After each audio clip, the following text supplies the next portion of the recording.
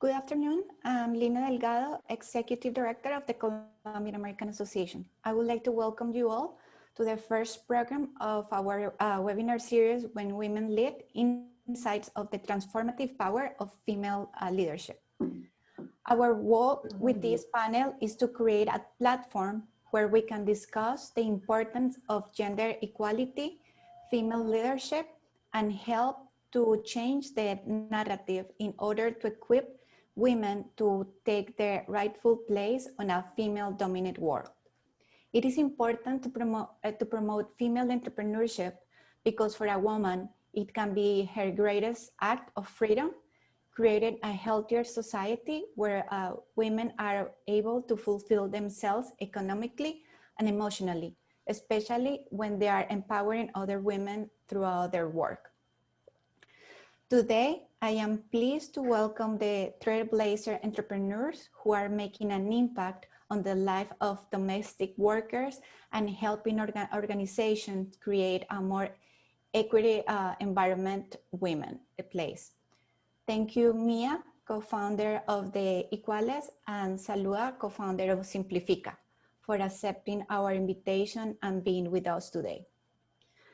Our today's moderator is Paola Serna, who serves as a correspondent for NTN24, the international news station geared to Spanish-speaking audiences around the world.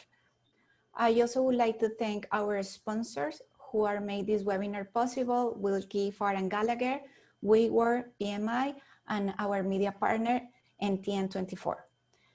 The Colombian American Association was the first binational chamber of commerce for Colombia, established in the United States in 1927.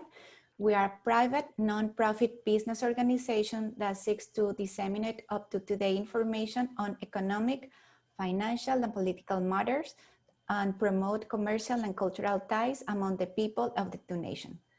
It's an honor for us to have this first panel to discuss women leadership and equal rights.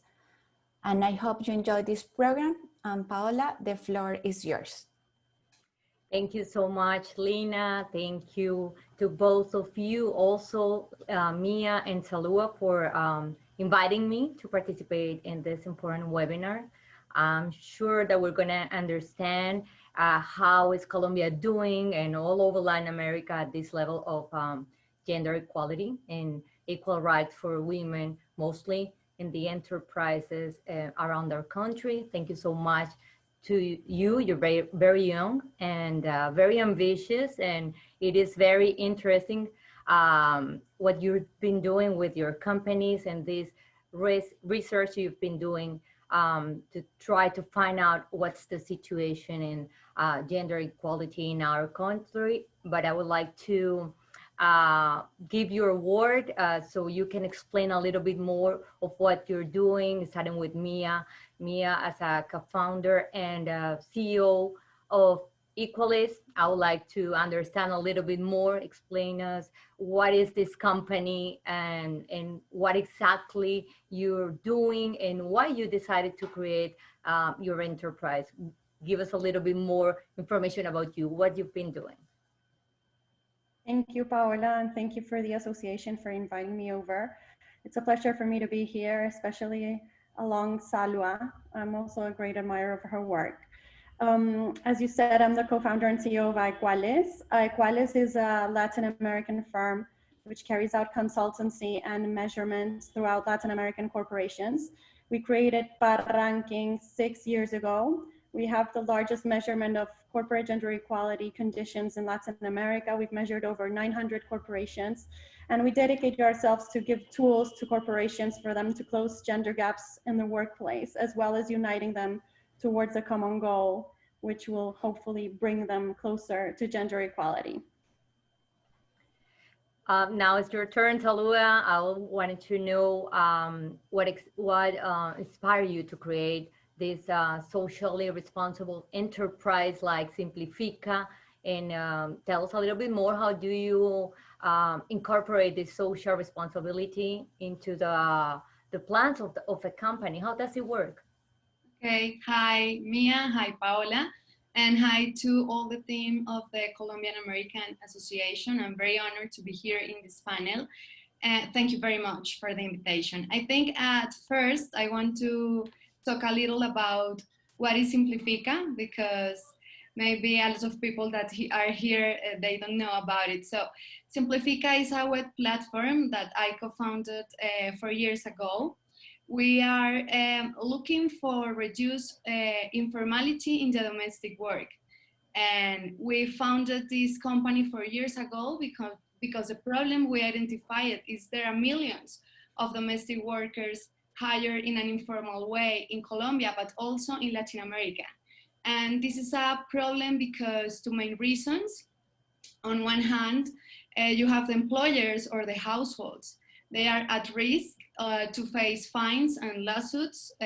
When you have a domestic worker in Colombia, for example, you have to give them all the same conditions as any employee. That means labor contract, access to social security system, and so on. But normally the families don't know how to do all of this, and they don't comply, and then the problem gets bigger. And on the other hand, you have the domestic workers. They are at risk because they are not having their minimum guarantees to live. For example, they are not having healthcare access or the option to get a pension in the future. And very often they are not having a minimum wage income. So when we realized about this interesting problem, we decided to found Symplifica.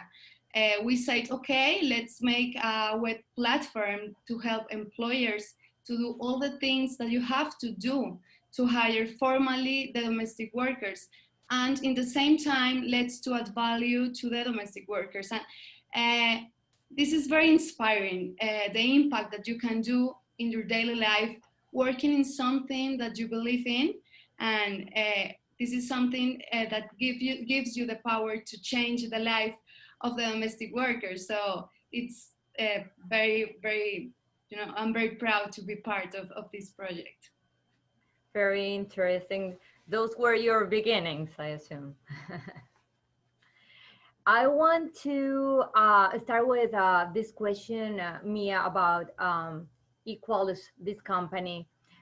You have presented a report on women's equality in Colombia. You have compared the country with women in senior management position around the world. How is our situation? How is Colombia compared to other countries in this leadership and women's occupying these positions in enterprises? So, as I said before, we do measure the number of women in leadership positions throughout corporations in Latin America. We measure them in 16 countries in Latin America. So right now we have quite a wide overview of how we're doing in terms of women in leadership positions. And I can say that Colombia is right at the top. So Colombia and Argentina still have the best numbers in terms of women in leadership positions. We still haven't reached even 30%. So it all depends who you compare us with. If you compare us with the rest of Latin America, we could say that we're very well off. If you compare us to the rest of the world and the developed world and Europe, then you can see that we are very much lagging behind. So I would be wary about the analysis that you give to this information. Yes, we are doing better in Colombia. We are better than other countries. We can teach them a lot of things. We can teach, especially Chile and Mexico. There's so much we have to teach them in terms of gender equality, because even though they are more developed countries, they have less women in leadership positions. For them, it's still weird to see women leading. But still, I would not be satisfied until women occupy 50% of leadership positions, because it is only this way that we will have our voice heard and that we will be able to change power structures, which is really the reason why we want to be there in the first place. Well, I was reading that we are in the gap of 32%, and this is going to take like 108 years to close. Is there, what can we do to make it less than 108 years to close this gap? So I don't have the best news right now, and it's the pandemic has only worsened the gap. not only in Latin America, but in the rest of the world, women are suffering much more than men in terms of how much they're employed, if they're being promoted, how much they're being paid, because of the overwhelming burden that they have at home. So things are only going to get worse before they get better. And something else that I wanted to say is the only way we can fix this is through affirmative action. I think Latin America, it's about time that we wake up and we understand that gender equality is not going to happen naturally. And we have to stop thinking this and saying this and pretending like it's going to be okay because it's supposed to be okay, because it's not. We have to use affirmative action. What is affirmative action? We need to have goals in terms of how many women we want to have in leadership positions and actually get them there. So we call them goals because some people don't like the word quotas, but they're very similar. But it's about having women at the table and having the best women at the table. And also it's about having real flexibility. Let's not wait until the pandemic ends for everyone to come back to the office and realize that women can't come back to the office because their burden of care is too big. Let's realize that we do need to have specific goals. We need to have a budget to work on gender equality. Whatever is not on your budget is not real. I read a quote by Joe Biden last week. It said that, don't tell me what you value, show me your budget and I'll tell you what you value. And I think this is true. So if I don't see gender equality in a corporation's budget, I don't believe that there's a real commitment. If I don't see goals, if I don't see indicators, if I don't see how you're going to get there and who's going to be held accountable. There has to be accountability for those corporations that don't comply to gender equality goals and to metrics in particular. I wanted to remember that there are going to be questions and answers at the end, the last 15 minutes. So if you're on Facebook or if you're watching us and if you have questions, the last 15 minutes is going to be the time for it. Salua, I wanted to ask you about the challenges. Tell us a little bit more about the obstacles you see when you're trying to approach to a company. What is the main obstacle you see when you try to do your job in those companies?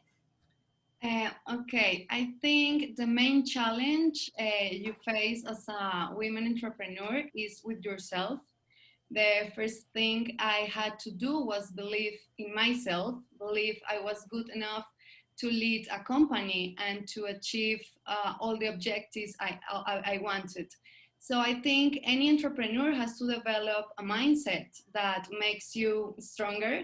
And now, if you see the Colombian ecosystem, I think it is very hard to get investment in early stages. And this is a challenge for any entrepreneur. To get the first check to start your business it's a very common obstacle we have. Mia, with these companies that you have searched and all this information that you have provided in your report that caught my attention, the policy plan for inclusion of members of the LGBT community. What did you find? What could you tell us about that? It's a very delicate subject still in corporations in Latin America. I can say that for Colombian corporations, it's normal to speak about the LGBT community and for them to start to have policies that include them, to have benefits for diverse families, for LGBT families.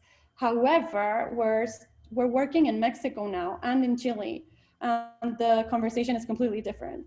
There are corporations in Mexico that won't participate in the ranking because we acknowledge the existence of LGBT people. There are corporations in Chile that have absolutely nothing regarding LGBT people because it's not a conversation. You cannot have it socially. Mm-hmm. So I would say that, again, it depends on the country, but the suggestion that Aequales has for all corporations is you must go beyond the law. It's not good enough to say that countries have not legalized gay marriage. Countries have not legalized gay adoption.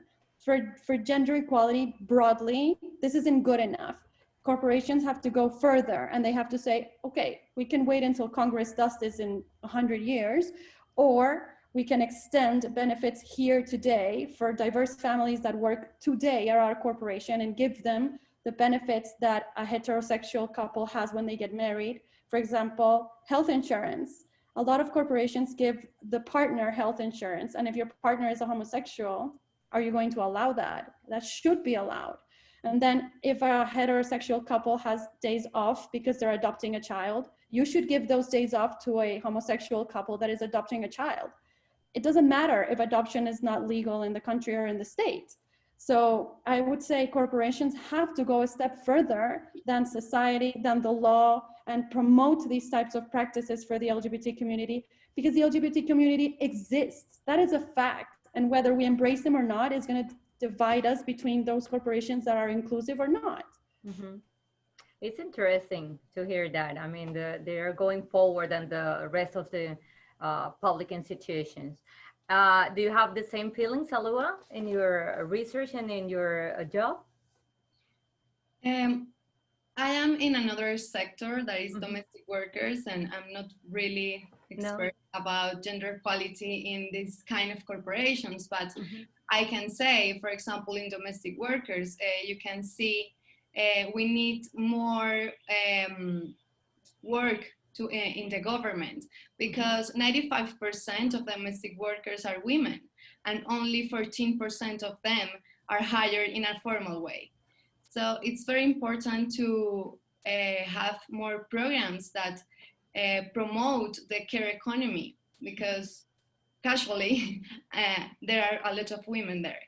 So and in Latin America, 1 out of 25 women that works is a domestic worker. So it's a very relevant segment, and that's why we are in this business, to help the people to do this in the right way, but also to make a high impact in the life of all these women that are very important in Latin America for all the households and the families. Salua, do you think sometimes whenever we hear about the rights of these workers and all the benefits that an employer needs to give them, and it's on the law, sometimes people, the employers, decided not to have a formal contract and just do it on a daily basis, or try to avoid the law? Isn't that, I mean, could that be like a problem for them not to have a regular contract and start doing like a daily job, and sometimes they do have a job one day and they don't have it the other, so the employers, they can try to avoid the law and not paying them the fair salaries and all the benefits? Have you seen that, like I don't know, like a concern from the employer and trying to avoid the law anyway? Yes, in this segment you can see a lot of situations. Also, you can see the domestic worker that maybe she doesn't want to be formal because she doesn't know what is the benefits she will have to be there in the formalization. But we have the convention of the International Labor Organization that says to the countries to formalize the domestic workers, because the problem was the domestic work in the past was not seen as any job.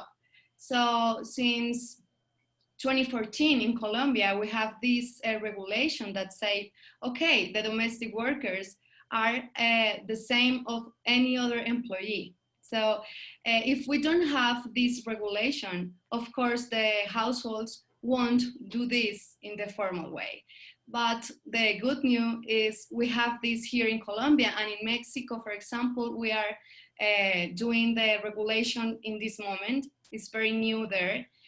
So yes, sometimes I can find some employers that don't want to do this according to the law. But when you say to them, okay, maybe you will face fines, lawsuits, problems if you don't do this, the people want to do this in the right way. I think maybe we are changing the way we do the things, like a more humanizing culture, and that's why we created this business. but the work we have to do is huge. We have almost 85% of informality in Colombia, for example. So it's almost 1 million of domestic workers in our country. It's a huge segment of the market. And yes, sometimes the people doesn't want to do this in the right way, badly. Remember to, I just wanted to remember the Q&A at the end. The last 15 minutes is gonna be for questions and answer from the people participating. Mia, I wanted to know about the obstacles for women to get the important jobs, the most to be, yes, on the top of the jobs in enterprises in Colombia. What are those main obstacles that the women are dealing now to try to get those positions? I think it's exactly what Salua just said. It's the fact that the economics of care work are ignored. So there are so many women carrying out house chores and taking care of children and of parents and of relatives and of sick people. And we think this is natural and we don't value this, we don't pay for this. And then women they don't have the same chances because they don't have time. So we're not taking into account the value of time. There is no way a woman can reach a leadership position if she doesn't have time.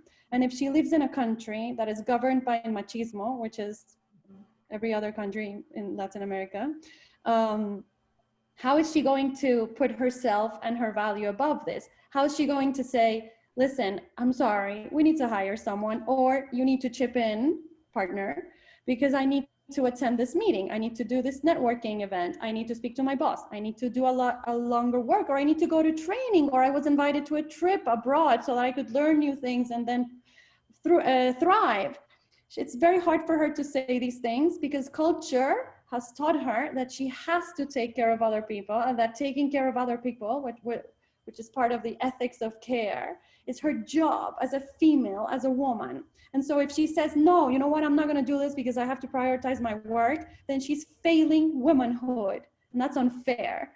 So I think the main issue here is culture, because culture is the one that is taking time away from women. And when you take time away from women, they can't reach leadership positions. And culture also has to do with stereotypes. So when women are reaching leadership positions and then they're firm and they're strict and they tell people what to do and how they want it, then people are like, oh no, she's too strong.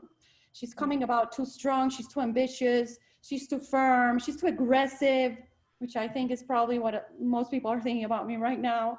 And then it's like, okay, but if I were a man, then you wouldn't think that. You would think, wow, such a strong young man, right? So this is exactly what happens to women in leadership positions. Mm-hmm. They go up and they become tougher because it's part of leadership. And then they're stigmatized and they're, oh, but you're not female enough. So why don't you just become a little softer because that's more female?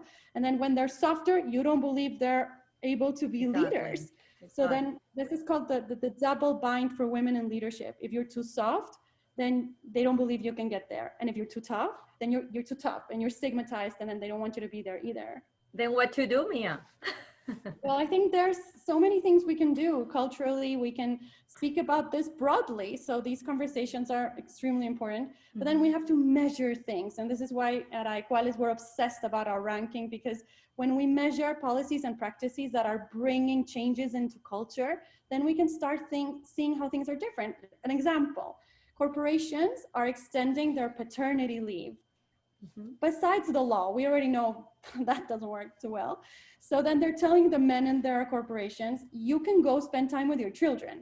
And the first reaction that men have is a cultural one, which is— Are you talking about Colombian corporations? I'm talking about Latin American corporations. Okay. They are starting to bring paternity leave paid by them, not by the state. Because paternity leave is tops 1 week in Latin America. So then corporations say, no, wait, you can go longer, 2 weeks, 3 weeks, 18 weeks, and I'm gonna pay you for it. You can go on paternity leave. And the first reaction that men have is a cultural one, which is, I don't wanna do that because my boss is gonna think that I'm not man enough to stay at work. And then what the corporation does culturally is, no, no, no, we value men who embrace that part of their masculinity. We value men who are fathers. And then the leaders start giving example. They take the paternity leave. They do videos where they say how much they love being a father. Like, it's all about changing the concept of masculinity. That's one way, but think about the many ways that policies and practices within corporations can give an example of the different ways to think about femininity, masculinity, and gender stereotypes. Yeah, that's a huge step forward for the machismo in Latin America. Salwa, I wanted to ask you about the coronavirus and this women working class that you are working with.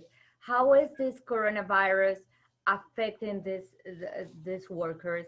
Because now most of the women are, as Mia just said, are dealing with the house, the kids, the husband, and everything. And with the coronavirus, everything changed for everybody, including, or a little bit more, I suppose, for women with homes and trying to get in charge of everything in the middle of a pandemic. Most of these women, they have families, they have kids and everything, but they're living in another houses, and they have been in houses for like 3 months or so. How is this pandemic, how is this COVID situation affecting these women?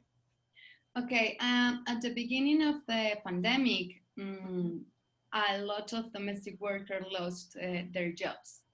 It was, I think, almost 50% of them, and it was a really bad situation for them and for our company, because if all the people like take out their domestic worker from Symplifica, we will like lose our jobs as well. So we started a campaign saying to the employers, don't keep your domestic worker, even if she has to be in a quarantine. We develop different tools for them to manage their domestic worker in a convenient way in the pandemic.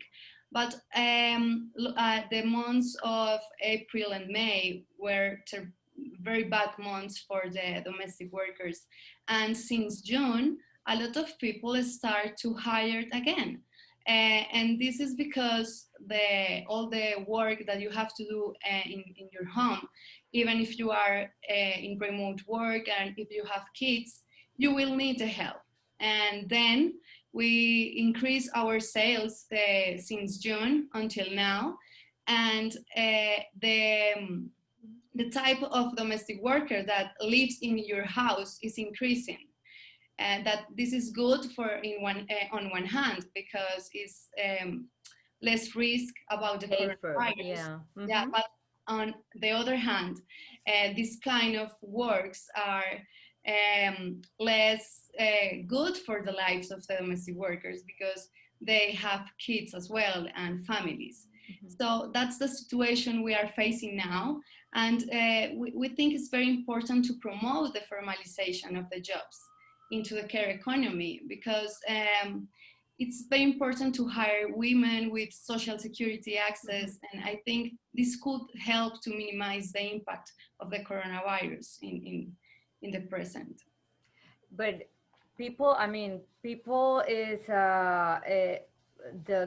sometimes the employer are also facing difficulties, economic difficulties, and they cannot they can afford to pay the whole salary or the requirement by the law. What should we do in that case?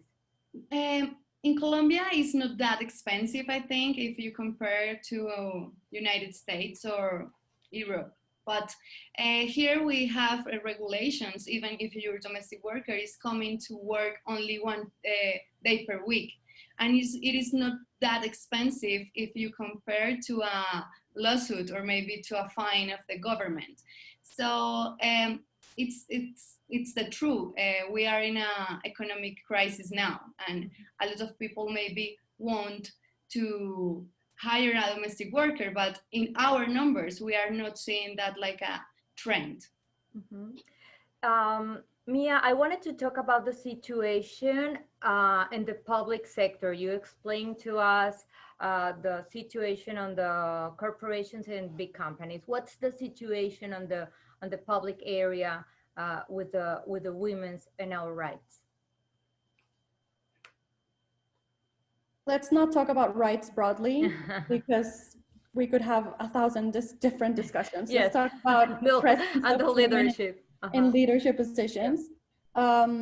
It's much better in the public sector, actually. First of all, because the public sector has quotas, which I think is the right thing to do. And I think in general, the public sector has chosen the appropriate women. They have chosen well-prepared women. I'm sure that there are exceptions, but the exceptions don't dismantle the idea of the quotas, the idea behind them and the reason behind them.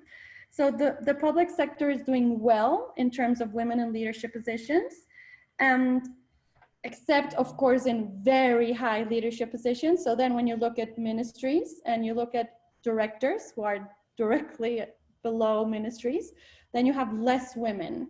So those two, they don't have quotas. So that as soon as culture comes in, you're done. Like you will have immediately disparity. So you need to work on that as well. And those are chosen openly. So then you should incentivize presidents and ministers to choose women for those positions as well. Women who of course are suited for the job. I'm not talking about any sort of woman. So that's the first thing. And then the second thing is salaries. The public sector has a very strict salary system. So it's very hard for women to earn less in the public sector than men. While in the private sector, it's much easier for there to be a gender wage gap. So those are the two privileges of the public sector, I think. Salaries which have bands which are very, very strict, and quotas. However, the public sector doesn't have the freedom to change things fast and to take affirmative action as fast as you would like. So when corporations can say, okay, tomorrow we have extended paternity leave, the public sector cannot do that. They have to wait until Congress legislates. It could be 100 years. So that, I think that's the burden of the public sector. They cannot freely decide what to change, when to change it, how to have new policies, how to spend their budget. That is all decided by them, that's decided for them by others, sorry. So I think those could be the main differences. So the public sector is doing better, you think? And it's in every city in the country or just in Bogota? In Bogota, it's better than everywhere else. But in general, in the country, there are quotas. The quotas are for the entire country. So they're doing well. Let's not confuse publicly elected officials with the public sector that is chosen by merit like everyone else. Because when it's a public elected official, it's so much harder to have women. We have 20% of women in Congress. So that should tell you. We have less than 20% of female mayors in the country. So those are different figures. Publicly elected officials have a huge gender gap, but the public sector, as in the state, the system of the state, it's doing better, yes. And Salua, I wanted to talk about the salaries. How is Colombian women, these workers in houses, doing compared to other countries? How are the salaries in Colombia for those women? For domestic workers are the same regulations as any other job. So we have the minimum wage that now it's almost 100,000 pesos. And when you are a full-time domestic worker, you have to earn the minimum wage income. And for the domestic workers that work 1 or maybe 2 days per week, their income, it's almost 5,000 pesos per day in numbers in our platform. So I think it's good in compare, for example, to Mexico, that the minimum wage income is very less. I think we are in a good minimum salary here in Colombia right now. I wanted to remember the Q&A. In 5 minutes, we're going to start reading all the questions from the Facebook viewers. And I wanted to ask you about your feelings. No, I mean, this whole coronavirus situation is changing everything. It's, I mean, I don't know if we're going backwards with this. I assume it's gonna be tough for the women in the different jobs you're analyzing and you're working with. But what's your main concern so far? This question to you, Salwa? What's your main concern with this coronavirus affecting this these women that are domestic workers? What's your concern so far?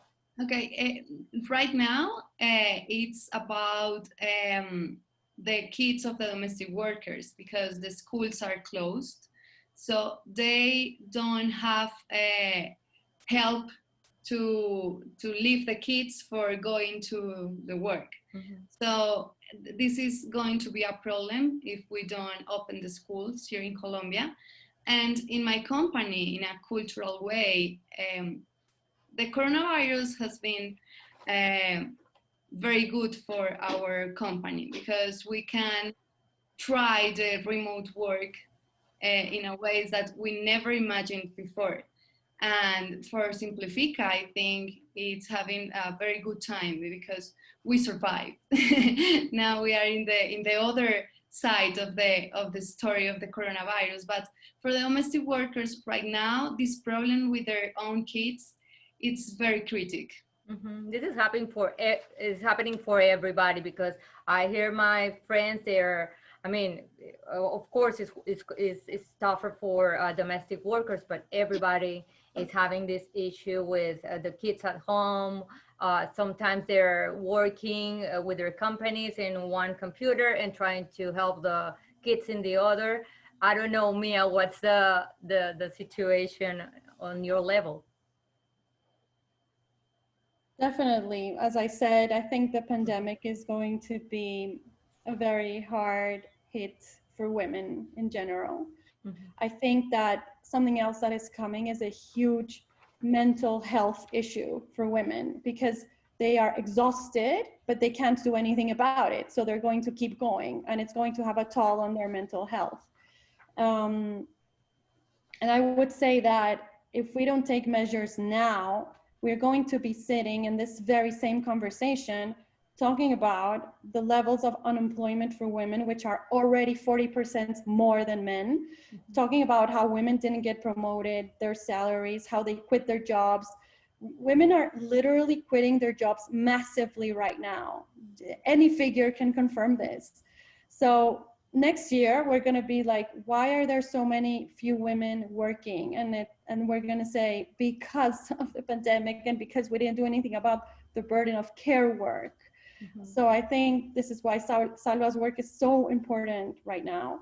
And in general, for women to be able to redistribute the work that they have at home and be able to set limits in terms of what they have to do and prioritize not only their work, but themselves. I am honestly worried about women themselves. Yes, of course. The mental health you mentioned is very important so far. I'm going to read some of the questions that we've got here. We're going to start with the Q&A. And I'm reading here the first question. Okay, I've got it right here. What is the best advice that you can give to women who have been rejected in the Latin American corporate world for their gender? To both of you. If you want to start, Mia.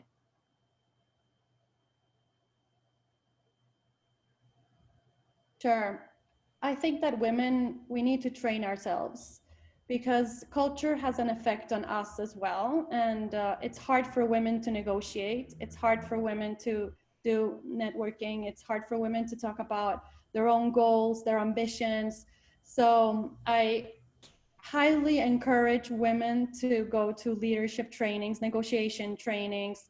I've been to so many entrepreneurial courses myself, and I've just had to face a lot of people who could probably think less of my job, not only because I am a woman, but because my job is to close the gender gap. So I think it's double trouble. So I would highly encourage women to go into these trainings, but I don't think that it's their responsibility. I want to be very clear about this. The fact that women don't reach leadership positions, it's not their responsibility. They have something to say about that. They have something to do, but it's mostly a structural issue in terms of care work, in terms of stereotypes, in terms of structural gender gaps. So I wouldn't dare for women to go out of this webinar believing that it's their problem, that they're not getting there, because it's not their problem. It's a systemic problem. Mm-hmm. What do you think about it, Salua? Okay, maybe I will say to her to try in the entrepreneurship ecosystem. Maybe she could be her own boss and to try to solve a very interesting problem. We have a lot of problems to solve in an innovation way in Latin America. So maybe this is our opportunity for her to try to be an entrepreneur. Why not? Okay, I've got the second question here. Keeping in mind the growth of employment rates, what are the main reasons you can give employers to encourage them to hire women and promote equality? Okay, in my perspective, I think to hire women is a very good business. It is not a kind of favor you will do. We as a women have another way to lead and another way to see the world. So if you don't have a diversity team, you are losing like the middle of the conversation. So that's why I think it's not only to have groups that are just of women or just of men. I think we have to be like balanced and to have diversity, because the 2 point of views are very important and different to build a nice and successful company. Mia, tell us about our plus and companies. I would agree with Salua. So the business case for gender equality has been discussed broadly and everywhere around the world. And we are actually measuring the business case in Latin America right now, because Latin America hasn't shown through its own data that this is a fact. So we are carrying this out so we can prove that this is a fact here too. In the meantime, I can tell you that corporations can enhance their profitability. So if you have more than 30% of women in your leadership positions, you can have up to 26% of a higher return in your investments than if you don't have any women. And most financial indicators will begin to increase. So this is a fact.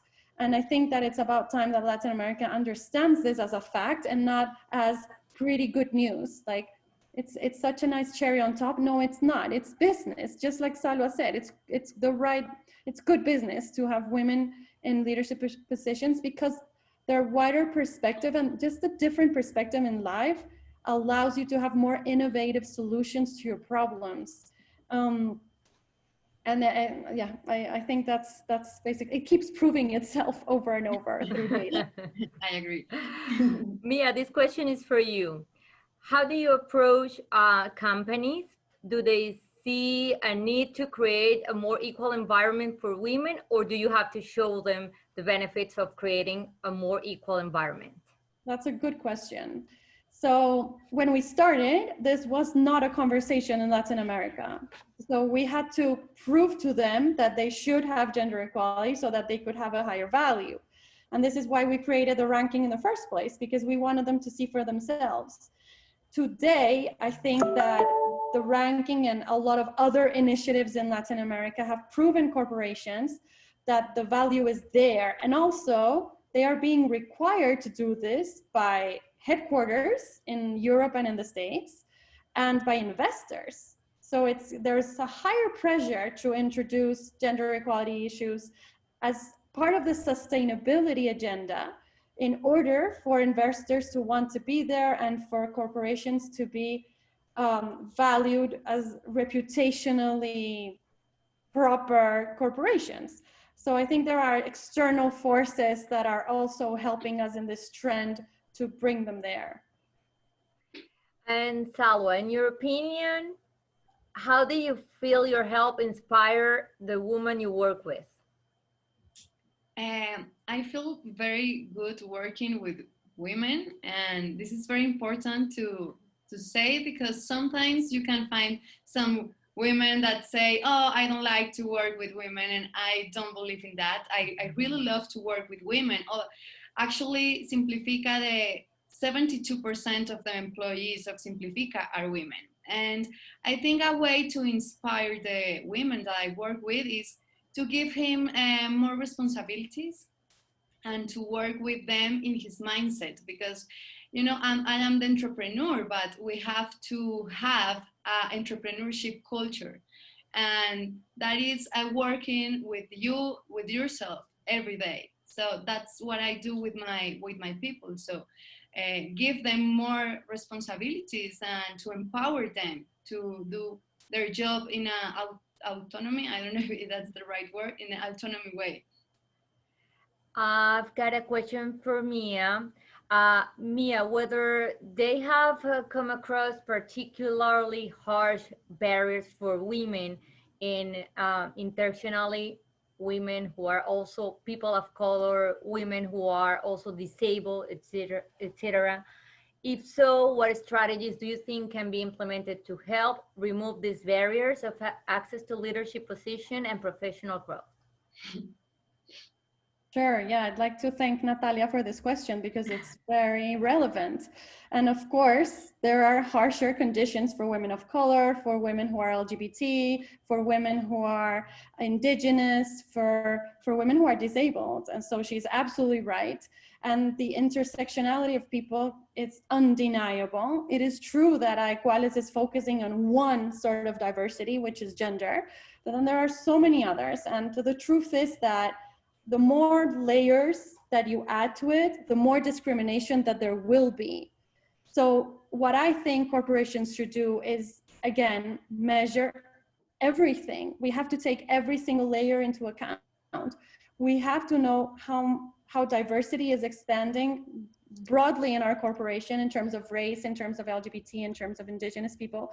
And if we don't have people that represent these groups of people, let's ask ourselves the question, why is this happening? And the immediate answer will be, we opened the door for everyone and they didn't come. That's typical, and for women as well, it's typical. So then we have to ask ourselves a deeper question, and it's why?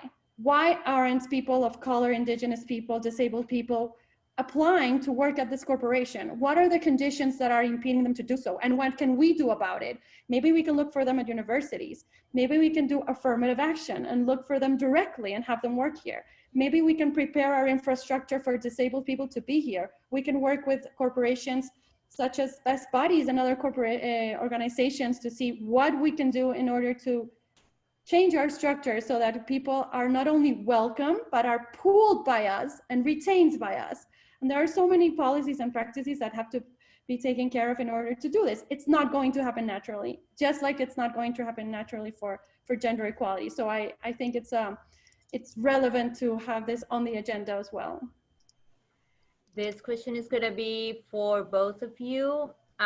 Did you always wanted to establish your own companies, and were you inspired by the problems women face in Colombia? Okay, in my case, before I was an entrepreneur, I worked in multinationals for 7 years. And it was, I faced a moment in my life where I was not very satisfied and on what I was doing every day. So there I started to look for an opportunity, and Symplifica showed up. And it was very like important moment of my life. And yes, I knew that I want to work in something that help another women, but also with technology, because I think the technology will be that tool that allowed Symplifica to be like in Colombia, Mexico, in Latin America. So yes, I wanted, but before I discovered this path, I worked a lot in multinationals, and I learned a lot in that experience. Tell us a little bit about your opinion, Mia. So my answer would be no. I didn't always want to establish my own company. I never thought I would be an entrepreneur. I'm a psychologist, so no. They never train you to build a corporation, which I think is actually much needed for social scientists. And then yes, second question, I was inspired by the problems that women face in Colombia. Of course, that was my main drive. I was very upset about the injustice that was happening throughout the world, and in particular in Latin America towards women. And there are many things that I couldn't conceive, I couldn't understand. So I decided that I wanted to do something about it that was loud. And we decided we would do this smartly, thankfully, and not just shouting. And it's through measurement of corporations and working with them hand by hand. Okay, I've got this last question for now. It's for both of you. Mia, tell me what leadership model do you think is the best for a woman? I would never tell a woman what to do. So I have no comment. I would say that she has to do whatever brings her freedom, and that should be her mantra. What about you, Salua? What do you think? I think we as a women, we have to find our own leadership style. I don't think there is an only way to be a lead of a company or to lead some causes. So I think you have to work in your self-knowledge, and then you can develop your own leadership style, because you have to be yourself. That's the point of all of this. I see one last question. I don't know, Lina, if we're allowed to do it. Just one question, because I know that Salua and Mia, they need to leave at 5, but we have so many questions that I think it's okay. We can have the last one. The last one, yeah. Okay, I've got this question for both of you. How can we inspire our next generation to fight for the goals you mentioned? This is for Mia. I would like Salua to answer as well, because she's a huge inspiration for women in Colombia. I think, how do we inspire women? I think, honestly, I think it's a profound question of what does my own freedom mean to me? Does it mean, let's allow every single woman to ask herself every single question. We have told women what they have to do throughout history. So every single woman should be able to say if she wants to work, if she wants to have children, if she wants to have sex, who she wants to have sex with, if she wants to work somewhere or not. So I would allow and promote deep questions that women should make themselves, that will give them the freedom that they haven't probably thought of before, because so many things have been imposed. Well, I think we're just in time. It's 4:59 right now, Eastern time. So I wanted to thank you, Mia and Salua, two very ambitious and interesting girls, because you're pretty young. Thank you for what you're doing, all the fight you've been working for the women's rights, for women's equality in our country and in our Latin American region. Thank you so much. It's been a pleasure. And thank you, Lina, for inviting me to be part of this conversation. Well, I would like to thank Mia and Salua. This is a great panel. Just one thing, I don't think, Mia, you are aggressive. You are a very powerful woman, the same as Salua. And thank you for showing us that this is a conversation that is not just that women need to have, and we need to bring another players. And this is not a problem that we need to face. It's the community, the society needs to face. And this is a platform, and everybody needs to talk about these issues that we think that we talk, that when we don't talk and we don't discuss. So thank you again, and I hope to see you, all of you again in another panel, because this is so much to talk, not just women, but LGBTQ community as well, when we talk about equality, not just in the job environment, but in society. And this is something that we would like to talk and discuss. Thank you again for being with us today, Mia and Salua. And tomorrow we have another session for this series of panels, that is Liderazgo Femenino en Altos Cargos Directivos de Compañías. I hope you can join us, and thank you again for being with us today. Thank you for the invitation.